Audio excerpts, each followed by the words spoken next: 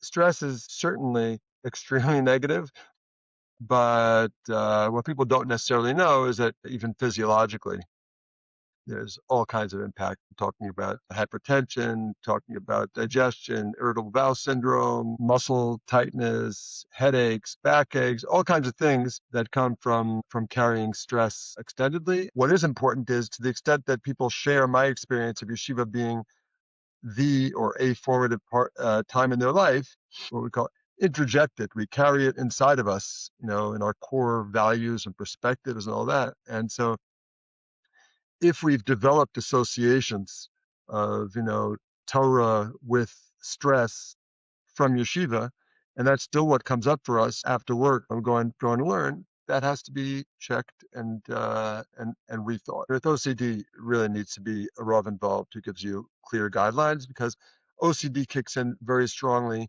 when there's room for doubt. And when it comes to cleaning for Pesach, that's like the ultimate.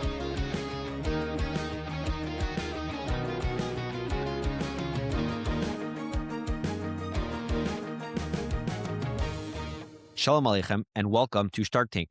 Shtark Tank is a podcast about the challenges and opportunities of being a Ben Torah in the workforce. This week, we are joined by Dr. Dan Jacobson. He is a psychologist. He's also a musmach. He also has written extensively, a co-author of a book called Flipping Out, which we'll discuss a little bit, the author of a new pamphlet about Kedusha in today's challenging and very exposed world, titled Light in the Darkness. We'll talk about that as well. So Dr. Jan, or Dan as you like to be called, welcome, and thank you so much for joining us today. Thank you, Yaakov. Pleasure to be here. And just very briefly before we start, please, to all the listeners, if you hit the subscribe button, it really helps us grow the show and reach new listeners, and we really appreciate that. Dan, why don't you start with a little bit of personal background about yourself? How did you choose to become a psychologist versus all other professions? And then we'll transition to some of the important psychological topics that we want to talk about today. So I actually did not major in psychology in college. I majored in my first love of Jewish history and thought I was going into academia. The sort of story was, I had a conversation with my father at a certain point, who was an academic, and told me he thought that it might be a good idea to put my people skills to use. Anyway, he did have a course in college, several courses in college on psychology, which I particularly enjoyed, one of which also began kind of the nexus of psychology and Torah for me. I wrote a paper about Chazal and dream theory. From there, Yitgalgel. I had interest in my own years in Israel process and what happened to me, and eventually wrote my dissertation about that. But that was kind of how things unfolded in the direction of psychology. Yeah, and as you alluded to, you sort of created a bit of a niche, among other things, in B'nai Torah, B'nai Yeshiva, and the mental health. So you could tell us a little bit more about some of the original experiences that you alluded to that sort of led you on this journey, and what was the specific focus of your research and your dissertation that led to the book Flipping Out? Okay. Yeah, look, my own journey, I went to Yeshiva Kotel, was there for 2 years.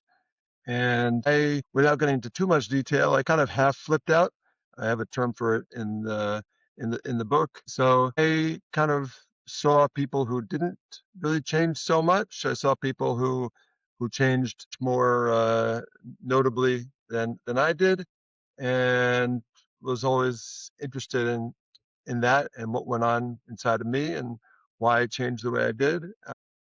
So I was always very interested in it. I also feel, for a lot of people, there's some period in their life that's kind of the period that was most mashma'uti for them, most meaningful for them, the time that they have their best friends from, whether it's high school or college or yeshiva. And for me, yeshiva was really that time, and I took it with me into graduate school. When I was thinking about my dissertation, I consulted with an advisor about writing on the topic of the year in Israel. This is a professor by the name of Nancy Boyd Franklin, who's a family therapist and taught the multicultural course there.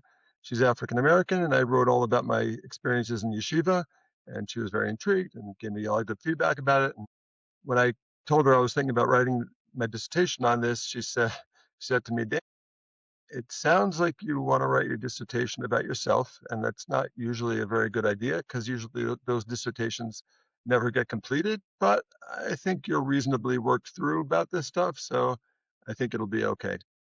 And then that's kind of how meaning it's always been a tkufa that fascinates me. And Eric Erickson talks about this period as the period of identity formation. It's kind of when we are in that phase of no longer just being part of our family and really figuring out who it is that we are. And that always spoke to me very deep. Right. So I do want to, put a pin on that idea of identity formation, the year in yeshiva, how it affects us long term. We're going to get back to that in a little bit.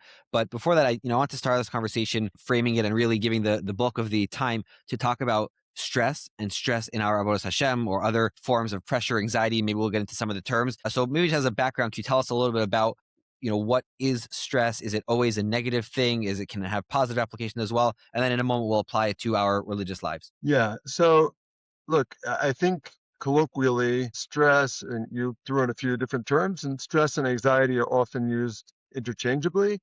I think to some degree, even psychologists do that, and sometimes I even do that working with my clients. But stress and anxiety are not the same thing. I mean, there are many different versions of anxiety. If you open up the Shulchan Aruch of Psychology, Psychiatry, the DSM, you see many flavors of anxiety disorders. Stress, the American Psychological Association defines the difference between stress and anxiety as being between something which is externally driven and internally. In other words, stress is something that you have a stressor, and so you are feeling stressed. Something is causing you to feel stressed.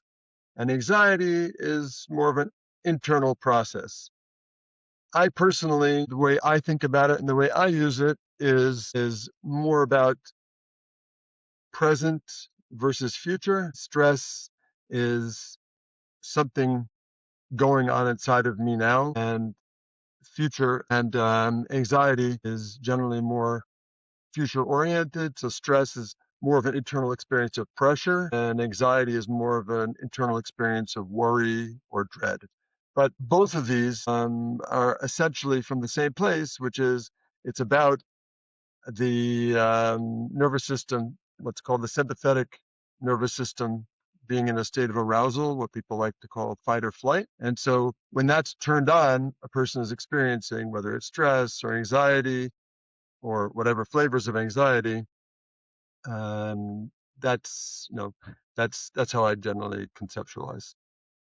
So it's very interesting because when it comes to our Torah and our mitzvos, and if a person is in a situation where they're feeling that those obligations and those commitments are creating negative emotions. So question number one, part A is, did Chazal talk about this? You've done a lot of Torah learning on these topics. So I'm curious what the Torah sort of has to say on that dynamic. And part B is going back to something you just distinguished between whether there's a stressor coming from the outside versus something that's within me. So I think it's a very important distinction here, right? Is the Torah something and coming and causing me various forms of negative emotions, or is the Torah perfect and my insecurities and my issues and challenges are turning that into something unhealthy? So I'm wondering if you could sort of start to break down the sugya for us.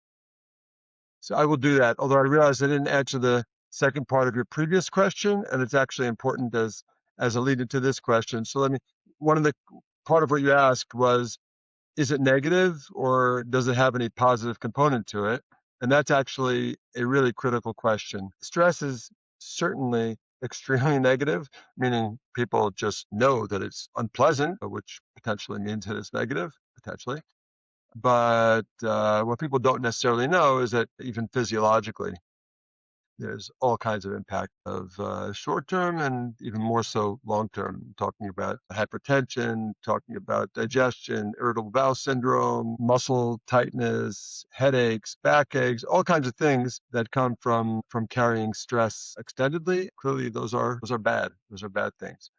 At the same time, both when it comes to stress and anxiety, sometimes people like to think of these things as the enemy, as something, horrible and dangerous and bad. And I think here it's really critical. Basically, as Chazal talk about everything having a purpose. So there's a need for pressure in the world.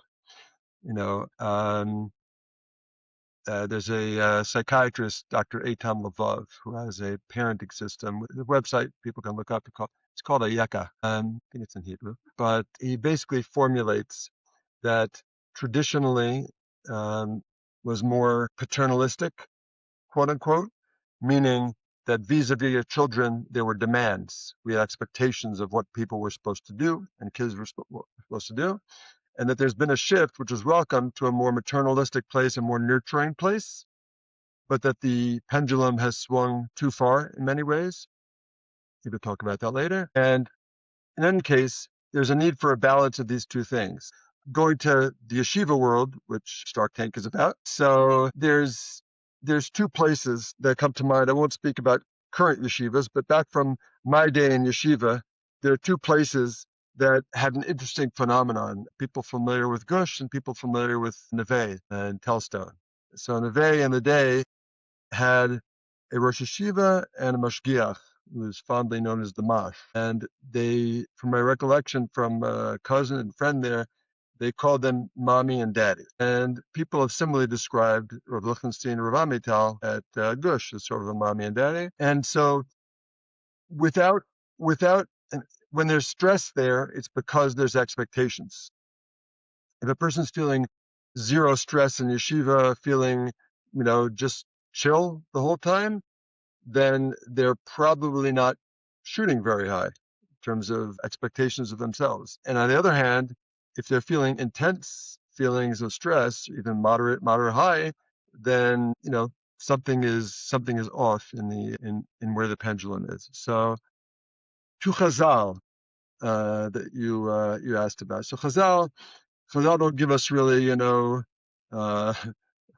glitz or essays on topics. We have Ma'amari Chazal scattered through different places, and we kind of collect them, and people collect them in different ways, which give more focus to this or to that. Certainly, there's plenty in Chazal which is about expectations and demands, that being Moser Nefesh for things, and certainly the whole Musar Sfarim are full of Ma'amari Chazal that are about controlling ourselves, controlling our urges, and these are all things that have a certain element of pressure at their core. Meaning, if I'm in a battle with the Yetzer, then there's stress there, there's tension, and so clearly that concept exists in Chazal prominently. But there also are certainly many things in Chazal that talk about the need to be aware of overstress, and the Gemara in Brachos says that there are a whole bunch of lists, and in Zion I think a bunch of lists of different things, and says there are three things that are marchiv da'ato shel adam, three things that are meshiv da'ato shel adam, which I think more or less correspond to the things that are meshiv da'ato shel adam that kind of take the stress down, things that are marchiv da'ato that kind of proactively put a person in a state of calm, which is kind of the opposite of stress. And it's said positively. This is something which are desirable for a person to be in a good state. Why? Because Kadosh Baruch Hu wants us to feel good and be happy, bigadol, and because these are things that enable us to do things and to accomplish things in a productive way. And my mentor and many of our mentors, Dr. David Pelkovitz, often like to quote the Gemara in Yuma Ayin Hey, that on the pasuk in Mishlei Yudbet, I think, about Daga b'leiv Yistiv Shchena, Rabbi Ami, Ravasi, with Daga, with anxiety, one should either talk it out with somebody or be Mesiach Da'at from it. But Chazal, there's a difference of opinion or different approaches as to what is helpful. But the clear message of both Mishlei and the Gemara is that we want a person to be able to lower anxiety when the anxiety is feeling. So certainly there are sources and there are others. Maybe we need a booklet about that too, about anxiety and Chazal's perspective. So I didn't mean to give you more homework from this conversation, but it was an open-ended question, and you gave a very interesting answer. I want to summarize what I understood were the three main points, just for myself and for the listeners. So the first thing that we said is that stress is in general, negative, especially intense stress. There are mental and physiological effects to stress. We spoke about stress coming from expectation. So there's a paternal and a maternal parenting systems and in our institutions that we go to in our schools, and the paternal represents the expectations, and that leads to sort of ambitions, and that also includes with it some stress. So there has to be somewhat of a balance there. And also in Chazal, we see the balance and the need to have expectations, to understand the importance of pushing ourselves, giving of ourselves for Torah and for serving HaKadosh Baruch Hu, along with staying sane, staying normal, staying happy. So that leads, I guess, to my next question, which is that one of the things that I've come to realize more and more is that, when you're younger, you think of Torah as this one sort of very closed box of values and wisdom, but it's really Torah's Chaim. And as the world develops and changes, so the Torah's understanding and interpretations, and where we emphasize, there's sort of Torah that is more relevant and less relevant to each generation. So how do you think about our current moment with regards to stress, religious stress specifically? What sort of Torah ideas do you find most important to emphasize in today's current reality? Yeah, I think your point is very well taken and really, really important. When it comes to anxiety, anxiety is on the rise. The World Health Organization has tracked over decades trends in anxiety worldwide, both anxiety and depression.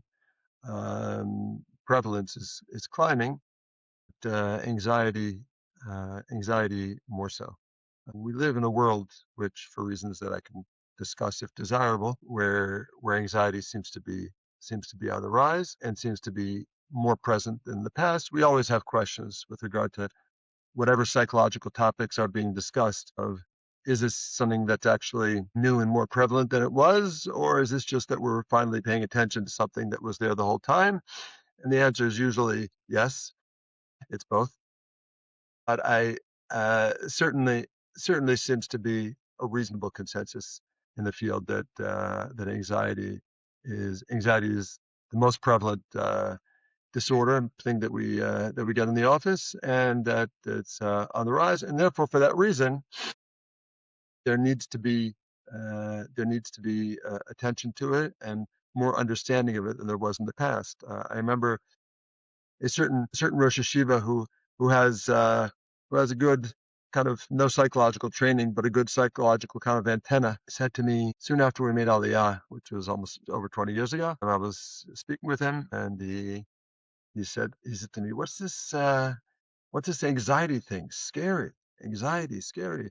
And at the time, I didn't know what he was talking about. I knew what anxiety was, but he was picking up in the guys that he was starting to see coming into yeshiva, that he was starting to see higher levels of this anxiety thing, just there. And so, in terms of yeshiva, yeshivas need to be aware of it. And so there's certainly a lot more understanding of it, that you can't just push guys. You need to pause and see how guys are doing and check in. Many yeshivas nowadays and seminaries have a mental health person on staff, or at least someone they consult with, and checking in on guys to make sure that they're doing okay.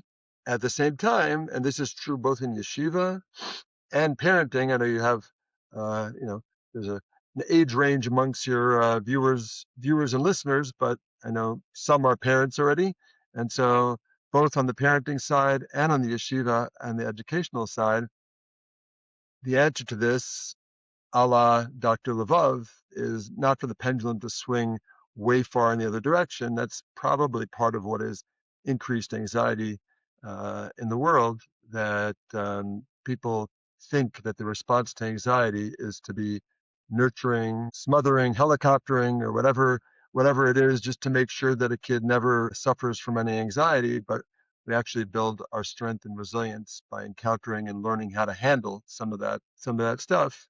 So there's, with most of these things, again, Dr. Pelkovitz has one of his books on parenting is called Balanced Parenting.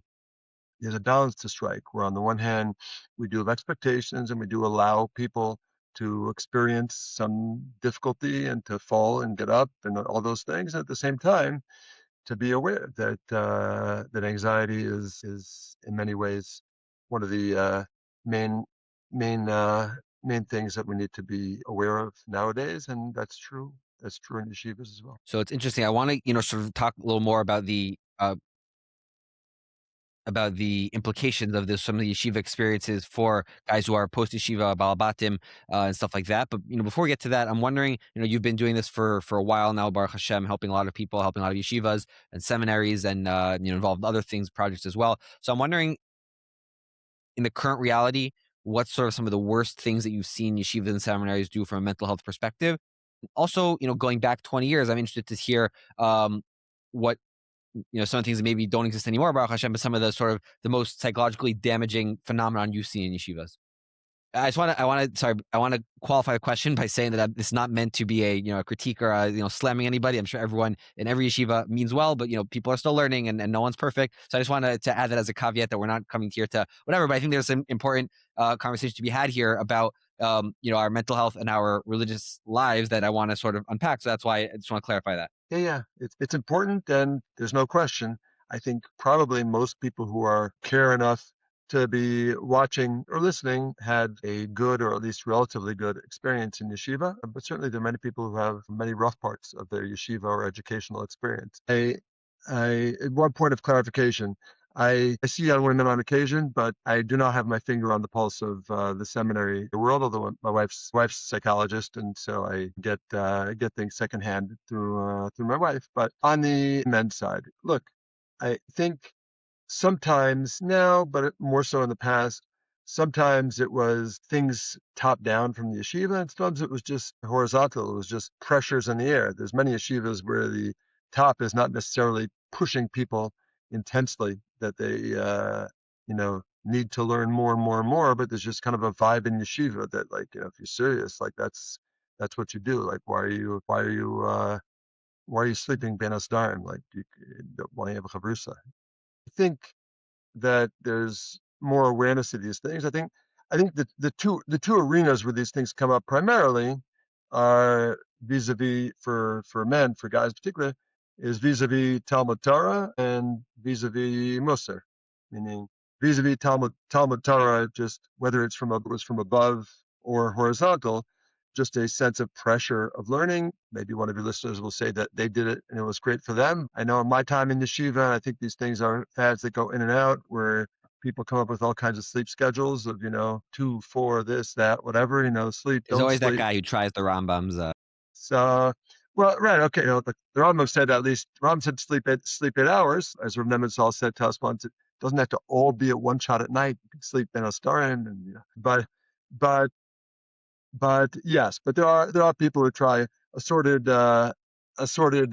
sleep patterns, and that often comes from that of like, I have to crunch it in, I have to maximize to the last drip. People often end up suffering. I'm not, for most people, not a fan of that kind of stuff. And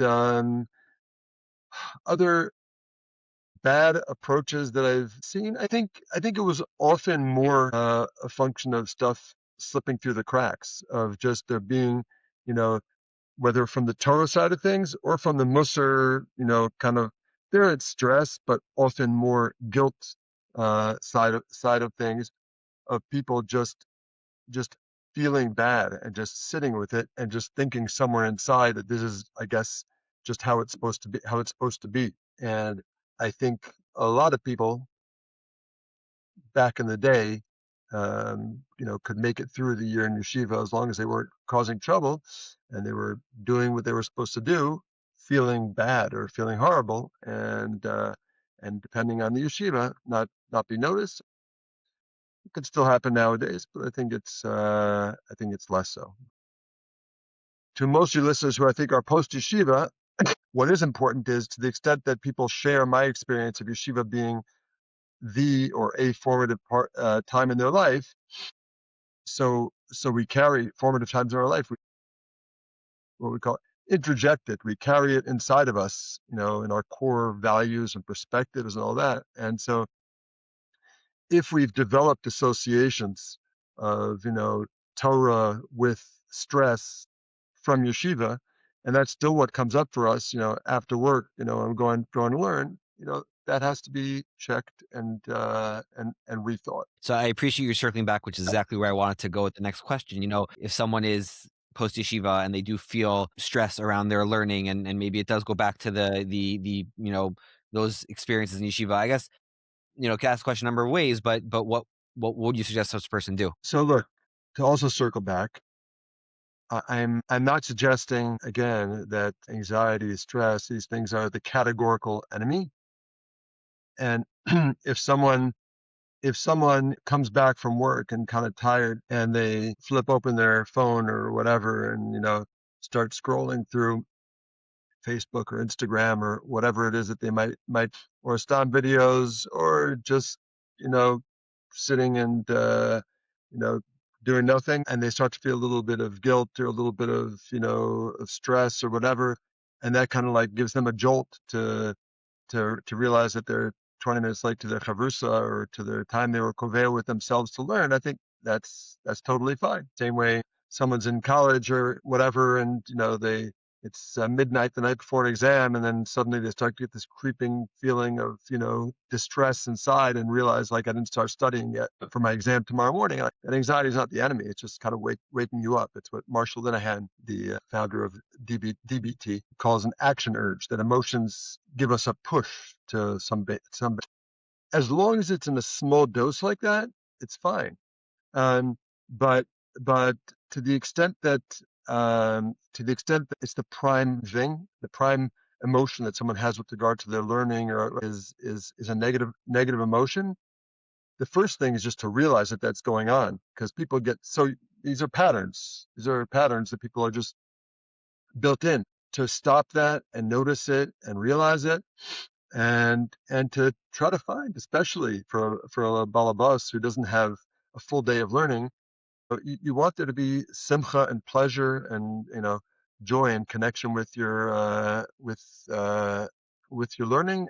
I don't know if it's the Hakdama of the Avnei Nezer, where he says the ultimate Torah lishma is having synthesis, where you love it. You just have a feeling of joy, pleasure when you learn Torah. I know for myself, I went through a process where at some point I realized that that the yeshiva masechtas are actually not what I enjoy most. Even saying it now, I feel like a little bit of guilt or failure. Basra is not my favorite masechta. Like, what's wrong with me? But whatever, it's not. I enjoyed learning Shabbos. I mean, Shabbos. That's not the end of the world. Brachos, and so for part of it is self-realization. And at a certain point, I gave myself permission, especially as a balabas, not someone yeshiva all day, to learn the things that I actually have pleasure from and look forward to learning. And having someone who can give you a little bit of outside feedback about it also, to remind you, to assuage guilt or pressures that come up, and to remind you that it doesn't need to be that way. It could be a rebbe. It could be, I had the wisdom of, I married a psychologist, but she wasn't a psychologist then, but she did, she did straighten out my guilty yeshiva head, and help me come to a more balanced place of my perspective on these things and my feelings with relation to Torah, Musar, And what about the stress between, you depicted as a classic scene, an important scene, someone who's tired, they're on their phone, they should be learning, the little bit of guilt there, it spurs them to action. That's an important way of thinking about it. There's another scene, which is, two good things pulling at me. I have my wife, I have my learning, I have kids, I have this. Maybe I should clean up a little more around the house. All these different good things that are pulling at us that can also form its own stress. So anything else to add about addressing those types of feelings, which I personally feel quite often? Yeah. Look, the first is to be clear that, what my values are. And so, if sometimes for yeshiva guys, where yeshiva is all, I remember once discussing with my mom, who is also a psychologist, the Mishnah of not being mar besicha and be'ishto amru kal v'chomer, etc. So my mom was a little disturbed by the Mishnah, and we were having a discussion about it when I was young. But my mom, in her wisdom, she wasn't talking to me in general about talking with girls when I was single. She said, you have to understand that, when you're married, like, part of the cement of marriage is like conversation. It's not all just like tachlis about something, So sometimes coming out of yeshiva or yeshivish kind of mindset, there's a sense of, things being bittul Torah, things being like, I shouldn't have to. And so I think the first step is just recognition from myself, or else speaking with a wise rebbe or friend or whatever, and understanding that that elu ve'elu, like, this is a really important value, and this is a really important value, and so it's not that I'm being pulled away; it's that I have competing values, and that's difficult. Secondly, is seder, meaning sometimes when we're single, when we're younger, etc., we can just kind of like chop things here and chop things there, and it just kind of works.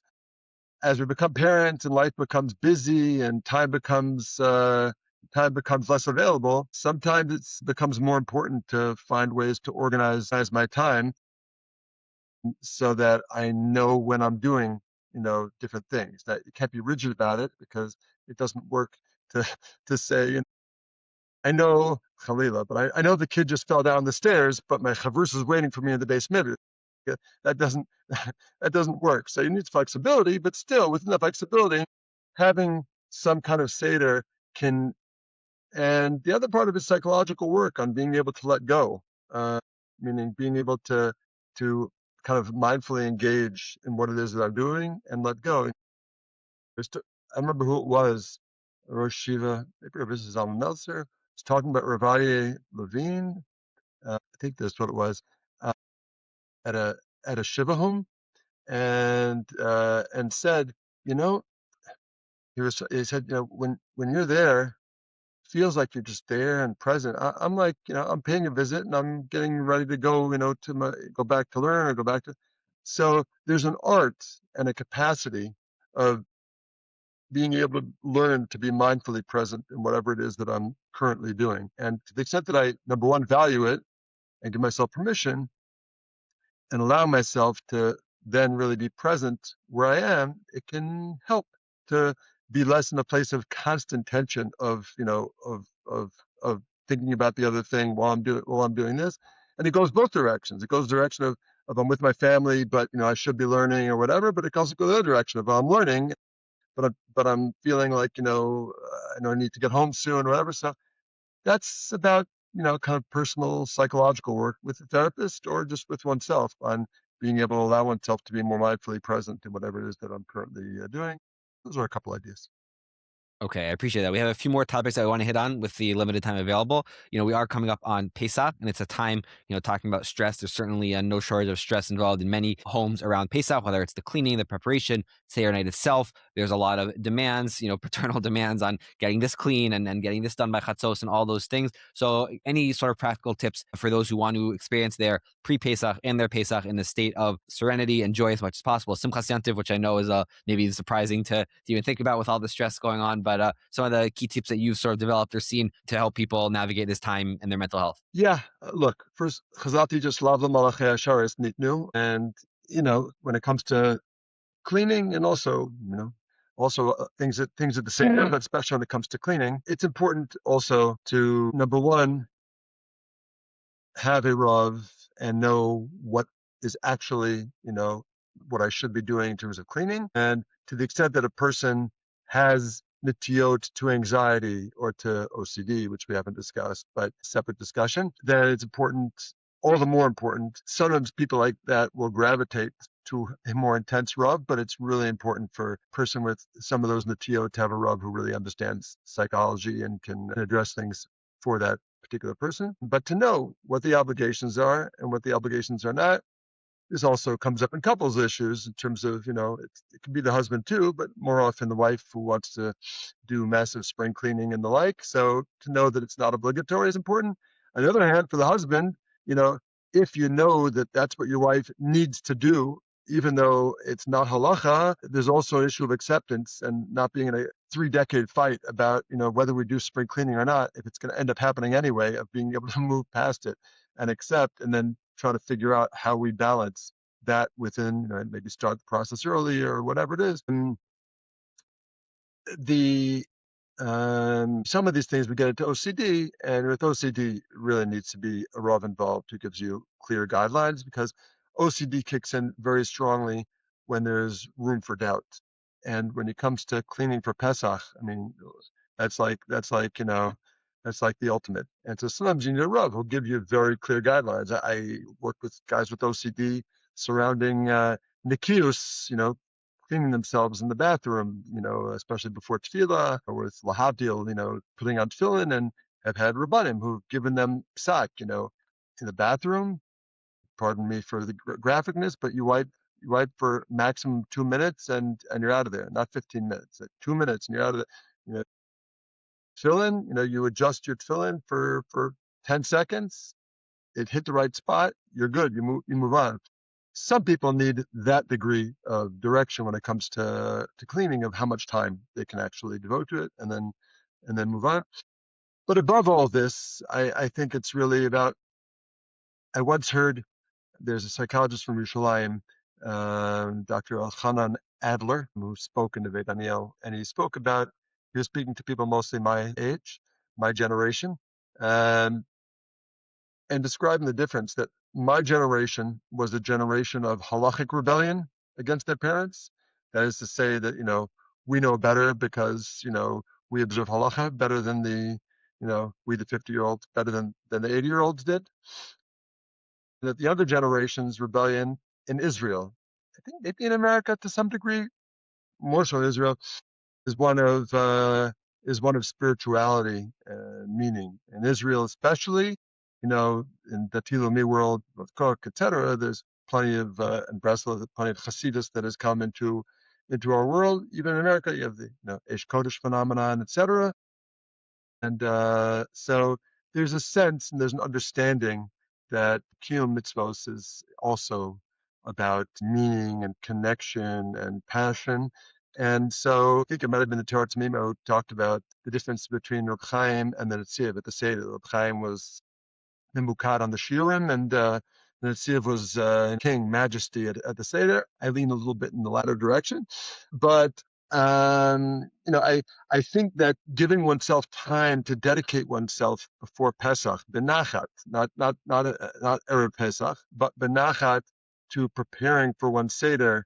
Yeah, some Hilchos Pesach, but as much of things that I want to talk about at the Seder, this to parents, within reason of what is going to work for your kids, v'chulei, v'chulei, v'chulei, but if you're not at your Seder, then with your chavrusa in the weeks leading up to it, and on Chol Hamoed or whatever else, but to really connect to the spirit of the day and what it means, and to the extent that one is not 90% of one's learning focusing on halacha, it's more likely that your mind is going to be in a place where you can move beyond that. And we also, at the Seder, we go to the same thing, which, in terms of the issue of shiurim and people being lachut. So first of all, to tap into, whether it's chasidus or just, even litvish kavanas are nice.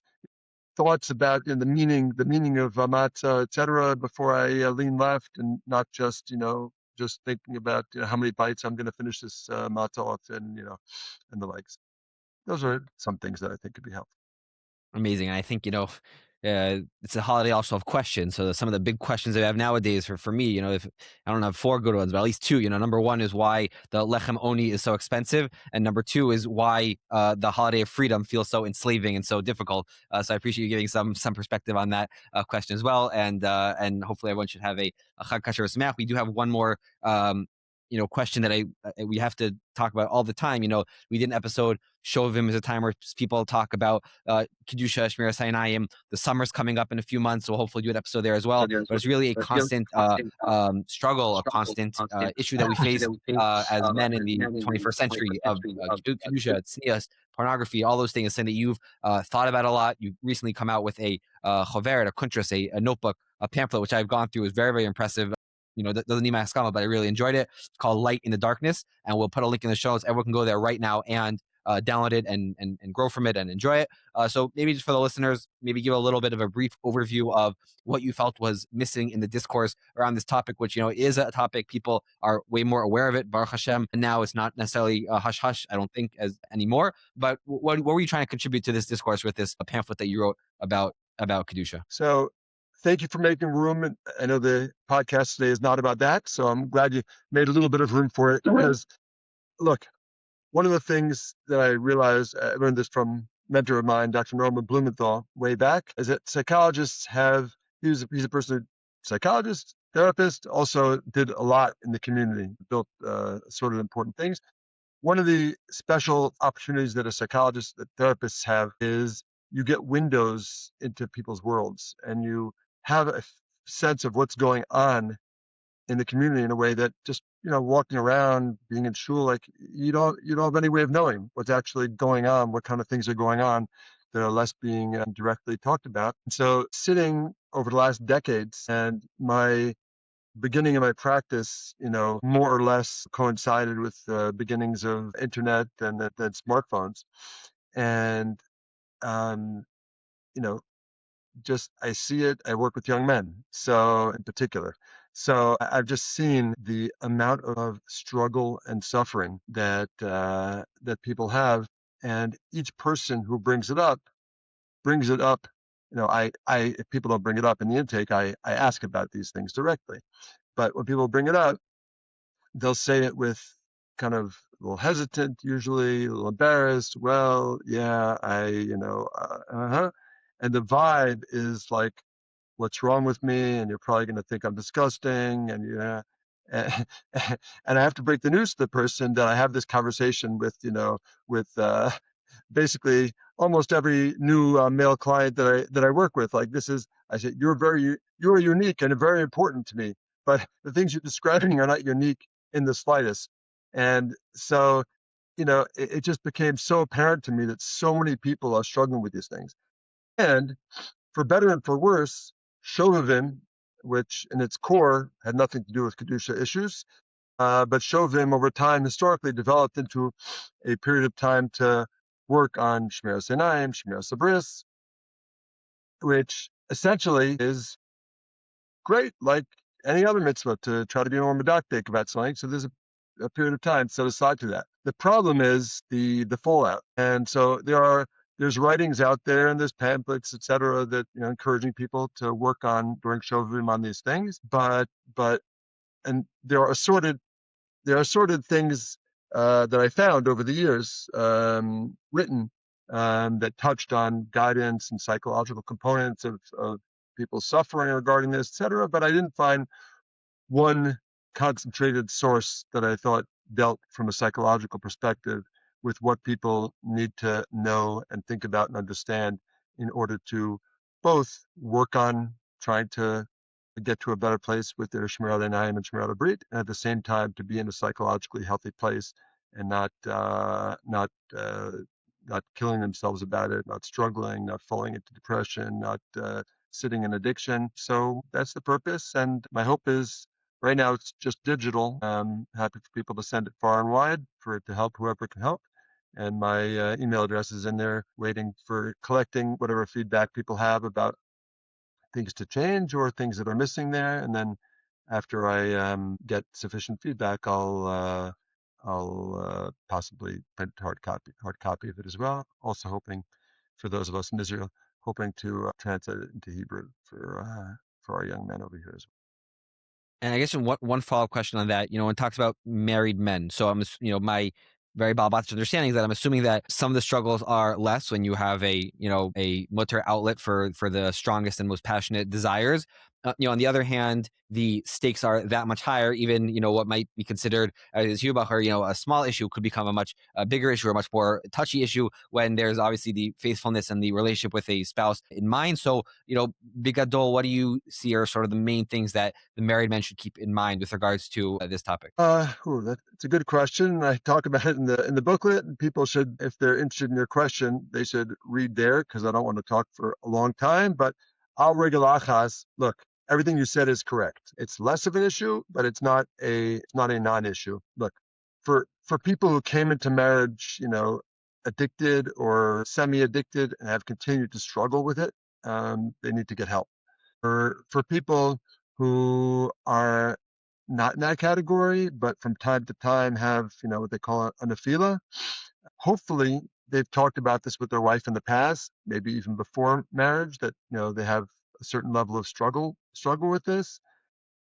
Women nowadays need to also be in the know. I talked about this in the pamphlet as well, which is that women can't be totally ignorant about the fact that this kind of stuff goes on with guys. She has to understand what it's about. So in a best case, in a good case, on the one hand, a wife doesn't need to know details about everything. If once a year a guy slips, it's a mixed bag going to do vidui to one's wife, because to some degree your wife might just prefer not to know. On the other hand, if a person has had this struggle in the past and and their wife knows, but it seems better, but they're struggling with it again, etc., you can't get into a deep hole of extendedly hiding a real struggle that you're having from your wife. There has to be discussion about it. It's not good, generally speaking, when the wife is the policeman. Some people have their wife set up as, on the account to the filter or whatever. Like, it's not a great dynamic having wife be the policeman. These are things good communication can address. But when it gets complicated, it needs couples work to help people get through uh, get through it. And to the extent that this is not what it's all about, it's about emotional stuff, etc. But to the extent that there's an element of it which has to do with with uh, with sexual frustration, that's about communication with one's spouse, and one's intimacy should be in a place where both people have satisfaction and shalom bayis is in a good place. So there's a lot more to say, but that's al regular has. Okay, I appreciate the taster and again the link will be in the show notes. Everyone should definitely go and check it out, and hopefully you'll find it illuminating as illuminating as I did. So thank you for that. Let's go to our rapid fire 3 short questions, 3 hopefully short answers. We have a few more winter Shabbatot here in Israel before the clock change. So on the long Friday nights, what do you like to do at that time? I mean, talk with family a little bit after the meal. I do a lot of chazara on Shabbos, things that I learned during the week, and I go to sleep early because I wake up for the 6:30 minyan on Shabbos. And is there a particular sefer on Parshas Shavua that you find to be the most compelling from a psychological perspective? Great question. Look, I have a little bit of a bifurcation in me that it took me a long time to connect Torah and psychology on the learning level. So I have a lot of fun that I love. Is there any one that I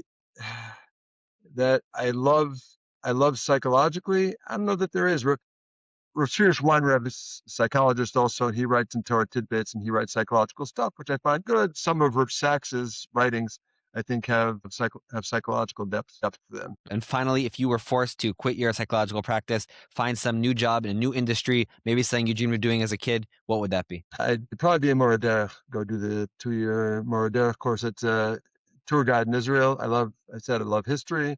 I love tooling around. I'd probably go be a tour guide. Amazing. I think the last person and only other person to ever give that answer to this question was Rabbi Shalom Rosner, someone who you and I both know for many, many years. So glad that you guys have that in common. Dr. Jan, thank you so much for joining us for all these great conversations here and being a source of inspiration and guidance for me off the podcast as well. So thank you for that. And we'll look forward to staying in touch. Thank you. Shkoach on this podcast and for all the good stuff you're doing. And stay safe and well. And Sorok Tavot to everybody. Amen. Amen.